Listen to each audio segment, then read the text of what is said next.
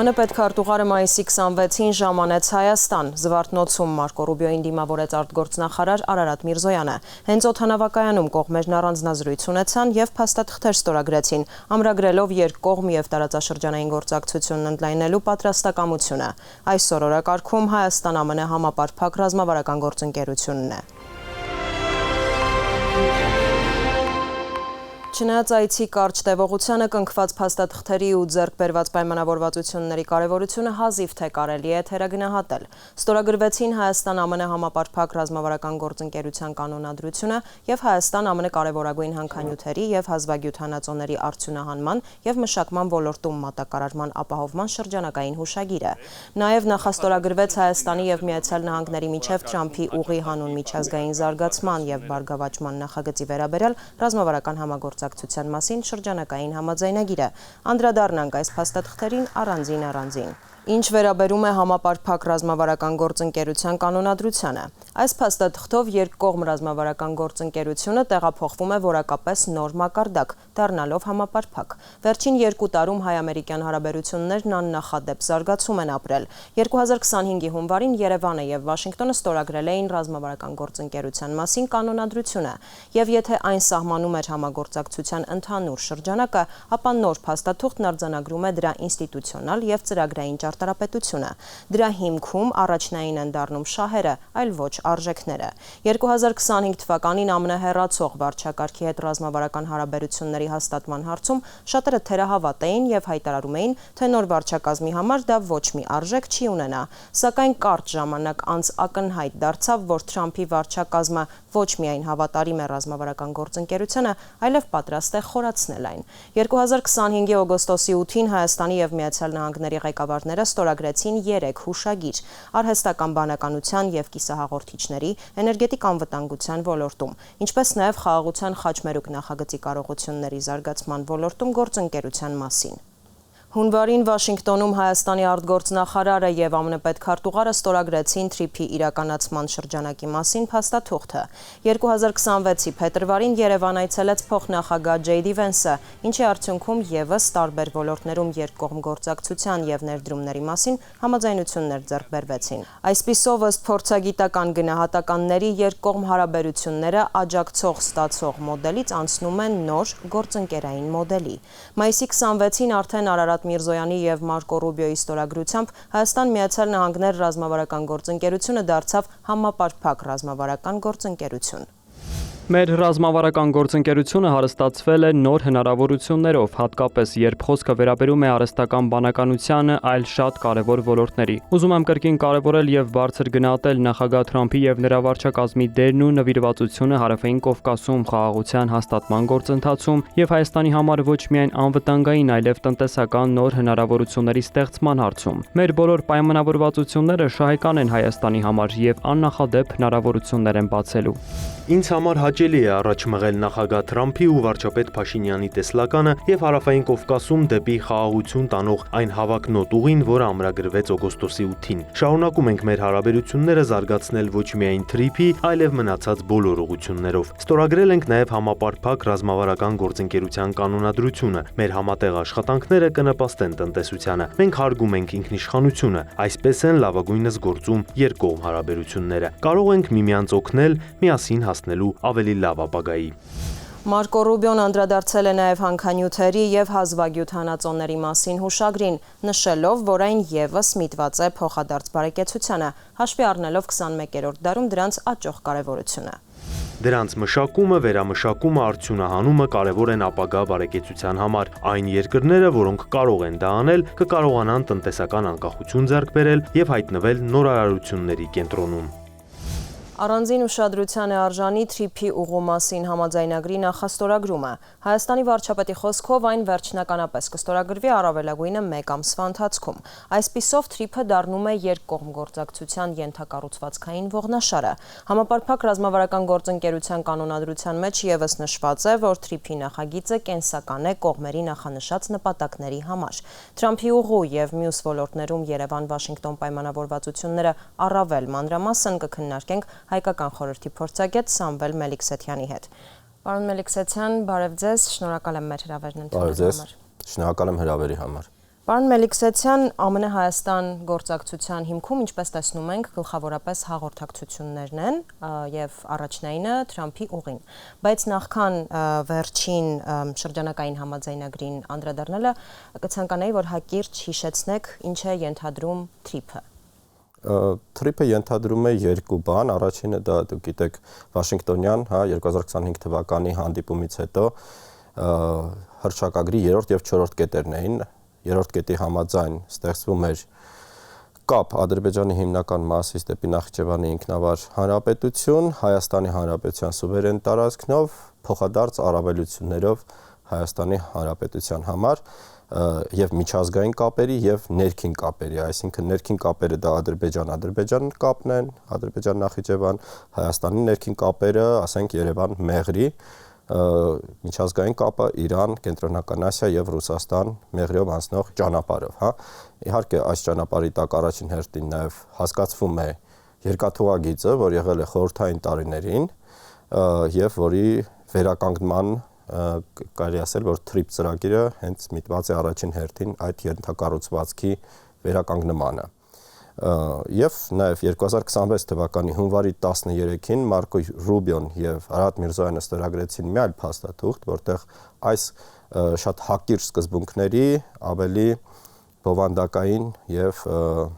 առարկայական, այսպես ասած, պարունակությունը մենք հասկացանք, այսինքն ինչ է մոտավորապես ենթադրվում, դա TRIP-ի զարգացման ընկերություններ, դրա ստեղծումը, դա նպատակներն էին կողմերի, այսինքն Հայաստանը ինչ նպատակներ ունի այս ծրագրի հետ կապված, ԱՄՆ-ն ինչ նպատակներ ունի, սկզբունքների ամրագրումներ, այսինքն ինքնիշխանություն, տարածքային ամբողջականություն, իրավազորության պահպանում եւ նաեւ տարբեր տեխնիկական լուծումներ, այդ թվում օրինակ այսպես կոչված front office եւ back office հասկացությունները, ու այս նոր փաստաթուղթը շրջանակային, որ նախաստորագրվել է, ինքը արդեն զարգացնում է հունվարի 13-ի պայմանավորվածությունները ու վերաբերում է բոլոր ներքին հարցերին, TRIP-ի շուրջ, այսինքն այդ կազմակերպության ստեղծման, այդ կազմակերպության հողօգտագործման խնդիրները, իրավական ասպեկտները եւ այլն, ես այստեղ կասեի, որ մեզ մնում է միայն TRIP-ի համատեքստում հաջորդ քայլը, բացի այս արդեն իսկ այդ կազմակերպության ստեղծման, պրակտիկ գործունեություն անցնելը, նաեւ խնդրի համաձայնեցումը այդ արտաքին կողմի հետ, որը Ադրբեջանն է, այսինքն ինչպես են լինելու փոխադարձ սկզբունքները, ինչը շատ կարևորագույն խնդիր է Հայաստանի Հանրապետության համար, ինչպես է իրականացվելու նաև այդ front office, back office եւ այլն, հենց մուտքը Ադրբեջանից եւ մուտքը, ասենք, Հայաստանի տարածքից դեպի Նախիջևան եւ դեպի Մեղրի։ Հիմա երևի թե որ ավելի պատկերավոր լինի քարտեզի վրա մեզ ցույց տակ այս նախագիծը, նաև երևի թե նշենք որն է կարևորությունը այս փաստաթղթի եւ պայմանավորվածությունների Հայաստանի համար, տարածաշրջանի համար եւ Միացյալ Նահանգների համար։ Այո, ես նաև նշեմ, որ նաև այս փաստաթղթում բացի երկաթուղուց, իհարկե TRIP-ի տակ հասկացվում են նաև ցանկացած այլ տիպի կոմունիկացիաներ, որ կանցնեն Հայաստանի տարածքով, Ադրբեջանից, լինի դա գազամուղներ, լինի դա, ասենք, ինչ-որ էլեկտրական կապ, լինի դա նաև մայրուղի ապագայում, բայց հիմա ինչպես նշեցի առաջին հերթին խոսքը երկաթուղու մասին է, այդ դուք կարող եք տեսնել քարտեզի վրա, այս կապույտով նշված հատվածն է 44 եւ 2 կիլոմետր հատվածը, որ եղել է խորհրդային տարիներին եւ այս երկաթուղու միջոցով Ադրբեջանը կարող է կապնվել Նախիջևանի ինքնավար հանրապետության հետ եւ Հայաստանը կարող է կապնվել կենտրոնական մասից Հայաստանի, հատելով սահմանը, մենք կարող ենք գալ դեպի Մեղրի եւ դուք գիտեք, որ խորհրդային տարիներում, օրինակ մինչեւ 1979 թվականը, միակ ճանապարհը, որ կապում էր Մեղրին Հայաստանի հիմնական տարածքի հետ, անցնում էր Նախիջևանի տարածքով։ Օրինակ Նախիջևանը ուներ մի քանի կապեր Հայաստանի տարածքով Ադրբեջանի հետ, դա երկաթուղին էր Մեղրիով, որ անցնում էր, դա այսպես կոչված անգեղակոտ բիչենեկ ճանապարհներ, որ գլխավոր ավտոմայրուղին էր, որ կապում էր Նախիջևանը Ադրբեջանի հետ, իսկ այո մինչև 79 թվականը եւ ավտոմոբիլային եւ երկաթուղային կապը Մեղրի Հայաստանի հետ հենց Նախիջևանի ինքնավար հանրապետության տարածքով էր, որ մեր լսարանը հասկանա ինչքանով է կարևոր, որ մենք այդ փոխադարձ առավելությունների սկզբունքով ունենանք այդ կապը։ Եթե դուք հիմա Մեղրիից գնում եք Երևան, դուք առնվազն ծախսում եք մոտ 6.5 ժամ անցնելով ոլորաններով եւ դա բավականին ձանձրացրող ճանապարհ է։ Նախիջևանի տարածքով հնարավոր է հատել այդ նույն տարածքը մոտավորապես 2.5-3 ժամում, այսինքն կրկնակի ավելի արագ, ինչ վերաբերում է բեռնատարներին եւ բեռնափոխադրություններին, նախ երկաթուղիով իրականացվող բեռնափոխադրումները անհամեմատ ավելի էժան են, անհամեմատ ավելի մեծ ծավալների մասին է խոսքը եւ նաեւ ինչպես նշեցի, ավելի հարմար աշխարհագրական տեղանքով են անցնում Նախիջևանի դեպքում։ Մեր դեպքում, երբ որ բեռնատարը անցնում է Մեղրիով, ասենք Իրանից մտնում է Հայաստանի տարածք, անցնում է Մեղրիով եւ գնում Երևան, ինքը ծախսում է ճանապարհին մոտ 8 ժամ, ձմռան ընթացքում մի քանի լեռնանցքներ դառնում են անանցանելի եւ մենք ունենում ենք նաեւ այս առումով մատակարարման խնդիրը։ Մի խոսքով Հայաստանի համար իրականում այդպիսի կարծիք կա, որ այս ճանապարհը շատ ավելի կարևոր է Ադրբեջանի համար, բայց շատ կարևոր է նաև Հայաստանի համար ու ժամային առումով այդ առավելությունը մեր դեպքում շատ ավելի մեծ է։ Օրինակ, եթե արդեն իրանական կողմը Արաքսի մյուս ափին իրականացնում է արկա մայրուղու մոդեռնիզացիա, թունելներով եւ շատ ավելի կարճ եւ հարմար ուղիով, եթե դա իրականանա, իրականում եթե մենք խոսում ենք ավտոմոբիլային կապի մասին, Իրանի տարածքով ավելի արագ է հնարավոր կապել Ադրբեջանը Նախիջևանի հետ, քան Հայաստանի տարածքով։ Այսինքն այդ տարբերությունը, այլ ընտրանքը ֆիզիկապես արկա է լինելու։ Հայաստանի դեպքում մենք հնարավորություն չունենք Հայաստանի տարածքով այնպիսի կոմունիկացիա կառուցել, որ կարող է մրցակցել Նախիջևանի տարածքով անցնող երկաթուղու եւ մայրուղու հետ, եւ սա ես կասեի երկու կողմերի շահերի արտացոլում է եւ Հայաստանը եւ Ադրբեջանը տարբեր պատճառներով շահագրգռված են, որ այս նախագիծը իրականանա ու ԱՄՆ միջնորդությունը եւ վերադառնալով ձեր առաջի հարցին շատ կարեւոր է այս հետեւողականությունը, որ մենք տեսնում ենք եւ առաջընթացը, հա, որ արդեն արձանագրում ենք, դուք գիտեք, նաեւ Արարատ Միրզոյանը նշեց, որ վերջնական ստորագրումը այս փաստաթղթի մի քանի մոտակա շաբաթների խնդիր է, այսինքն մենք շուտով կունենանք ոչ թե նախաստորագրված, այլ վերջնականապես հաստատված փաստաթուղթ։ Նաեւ Միացյալ Նահանգների հետաքրքրվածության հետ կապված մի քանի խոսք երևի թե մանրամասնենք ինչու է Միացյալ Նահանգները հետաքրքրված այս TRIP նախագծով եւ մեր տարածաշրջանով ու Հայաստանով։ Հետաքրքրությունները տարբեր պատճառներ ունեն, դուք գիտեք, որ TRIP նախագիծը դիտարկվում է նաեւ բազմաթիվ վերջին շրջանում եւ քաղաքական հայտարարություններում եւ այն փաստաթղթերում, որ ստորագրվել են, սկսած հունվարի 13-ի այդ շրջանակային թղթից որպես միջին միջանցքի կարևոր օղակ, այսինքն Միացյալ Նահանգները ակնկալում են, որ հենց TRIP-ով է անցնելու միջին միջանցքի հիմնական ճանապարհը, որը կապելու է Կենտրոնական Ասիան իր շատ հարուստ եւ տարբեր տեսակի ռեսուրսներով, էներգետիկ ռեսուրսներով, մետաղային ռեսուրսներով, այդ թվում հազվագյուտ-հողային մետաղների ռեսուրսներով, արևմուտքի հետ, հա, եւ այստեղ Ամերիկայի Միացյալ Նահանգների հետաքրքրությունը պայմանավորված է առաջին հերթին Չինաստանի հետ մրցակցությամբ այս հարցում, որովհետև Չինաստանը այնուամենայնիվ մինչ հիմա խոշորագույն սեփականատերն է հենց հողային հազվագյուտ մետաղների, նաև Ռուսաստանի հետ մրցակցությամբ եւ ես կասեի, որ բացի այլ պատճառներից նաև այս հայտարարությունը, որ մենք ունեցանք եւ Մարկո Ռուբիո Միրզոյան հանդիպումը, ինքը նաև ազդակ էր դեպի Ռուսաստան, որ Ամերիկայի Միացյալ Նահանգները կարևորում են տարածաշրջանը, կարևորում են հնարավոր զարգացումները նաև Հայաստանում նախընտրական եւ այն ճնշումների ֆոնին, որ մենք ստանում ենք Ռուսաստանի կողմից նախընտրական շրջանում, մենք տեսանք հակառակ կողմից աջակցություն, սա սիմվոլիկ նաև նշանակություն ունի եւ սա նաև հաջողության պատմություն է Թրամփի համար, Թրամփի վարչակազմի համար, որ մինչ հիմա ունի լրջագույն խնդիր Իրանի հետ կապված, հա, չկարգավորված կոնֆլիկտ եւ նույն տարածաշրջանում Իրանի հարևանության անմիջապես, իսկ որոշ հատվածներում Իրանից հեռավորությունը մոտ 40 մետր է այդ ճանապարհի, որ վերականգնվելու է, կա այսպիսի հաջողության պատմություն, հա, ես կարծում եմ նաև Իրանում այս խնդիրը, որ ունեցավ, անակնկալը, որ ունեցան Միացյալ Նահանգները, նաև ստիպում է շատ ավելի լուրջ եւ շատ ավելի ակտիվ ներգրավվածություն ունենալ տարածաշրջանային խնդիրներին, սա կարելի ասել տնային աշխատանք է նախկինում կատարված սխալների նկատմամբ։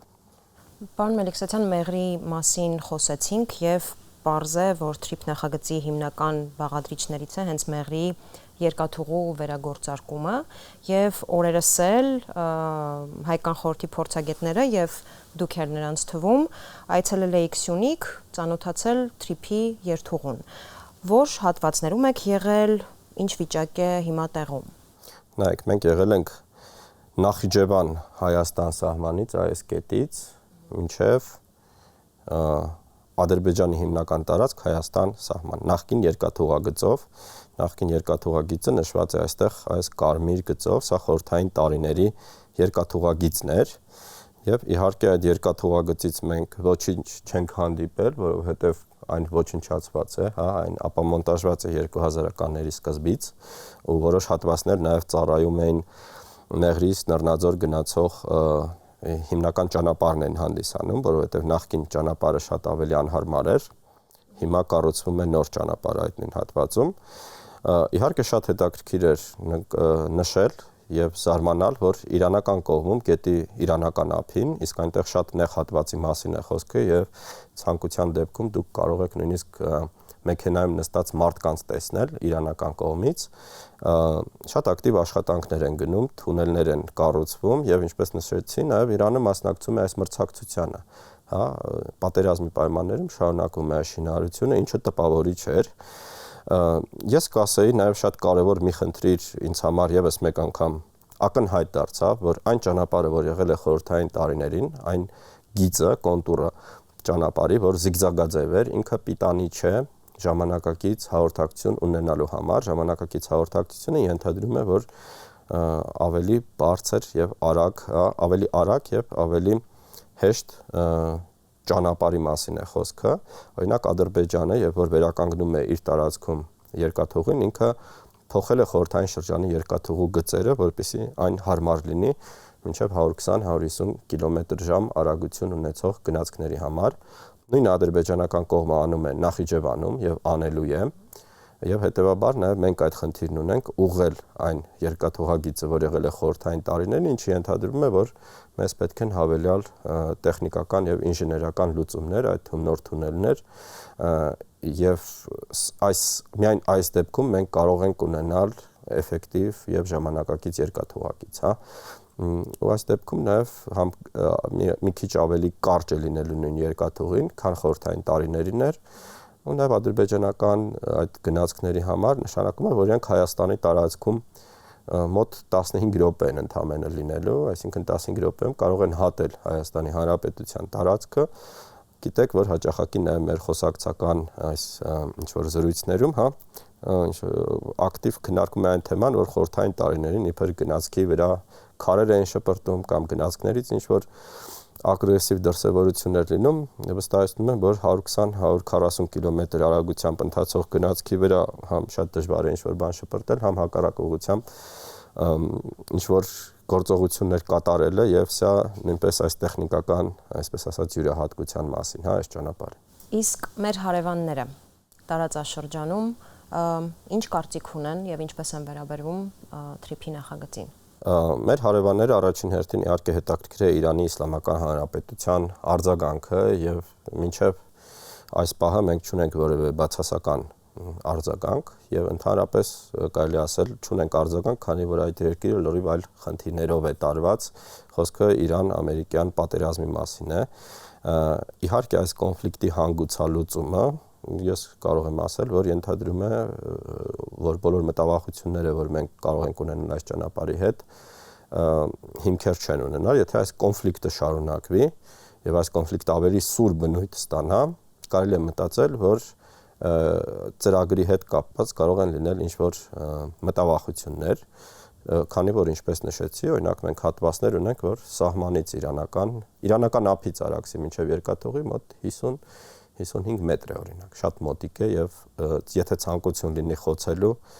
շատ հեշտ է այս կոմունիկացիան, այսպես ասած, շարքից հանել, բայց ես կարծում եմ, որ Իրան-ամերիկյան այս կոնֆլիկտը ունի միտում դեպի դեէսկալացիայի եւ գնալով իր դրսեւորումը, այն սուր դրսեւորումները բացակայում են, նույնիսկ ֆորմալ պատերազմի պայմաններում, հա, եթե պատերազմը ընթանում է։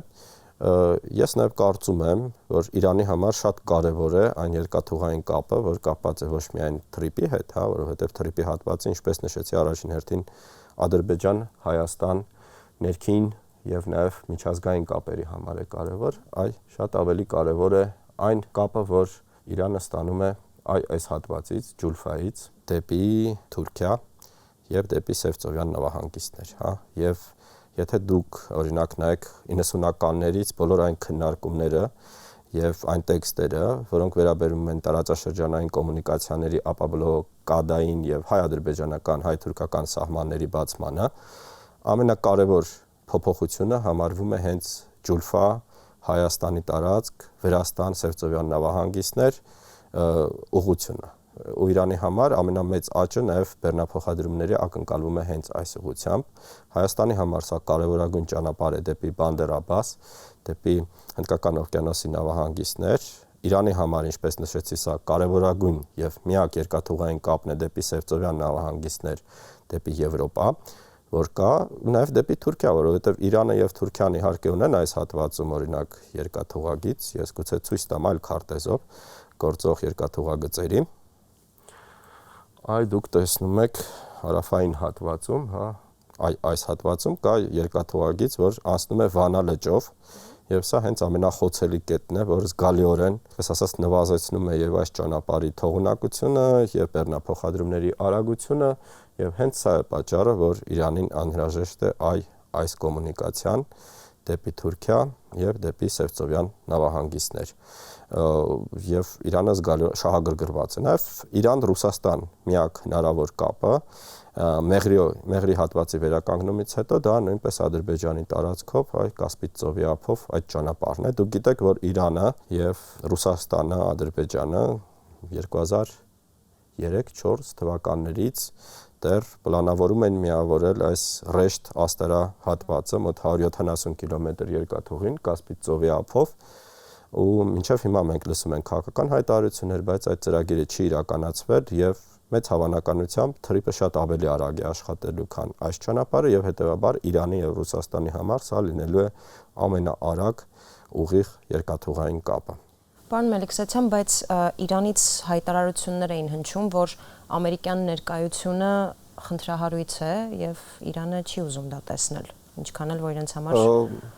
Այո, Իրանից հնչում են նման հայտարարություններ սրացող Իրանի եւ ԱՄՆ-ի կոնֆլիկտի պայմաններում, բայց մենք կարող ենք փորձել հասկանալ, իսկ որոնք են այս կոնֆլիկտի նպատակները կողմերի համար, դա հստակորեն հատկապես Իրանի Իսլամական Հանրապետության համար այնպիսի հանգուցալուծում է, որ բերելու է հարաբերությունների կարգավորման, բերելու է սանկցիաների քաղաքականության առնվազն մեղմացման եւ նաեւ Իրանի, այսպես ասած, ավելի կայուն արտաքին քաղաքական միջավայրին, ինչը ենթադրում է, որ այդ կարգավորման արդյունքում Իրանը հնարավորություն կունենա նաեւ ավելի ակտիվ եւ ավելի ազատ առևտրատնտեսական հարաբերություններ ունենալ իր հարևանությամբ։ Վերադառնալով երկկողմ պայմանավորվածություններին Հայաստանի եւ Միացյալ Նահանգների միջև, դրանք բազմաթիվ էին՝ առևտուր, բարձր տեխնոլոգիաներ, արհեստական բանականություն, էներգետիկա եւ այլն եւ այլն։ Ու նաեւ կողմերը մտադիր են ամրապնդել նաեւ պաշտպանական ու անվտանգային ոլորտներում գործակցությունը։ Այս ուղղություններում որոնք են հիմնական շեշտադրումները, ինչը կառանձնացնեիք։ Ես առաջին հերթին կառանձնացնեի հենց պաշտպանական ոլորտում համագործակցությունը, որը լիովին նոր հնարավորություններ է տալիս հայկական կողմին մուտք դեպի ամերիկյան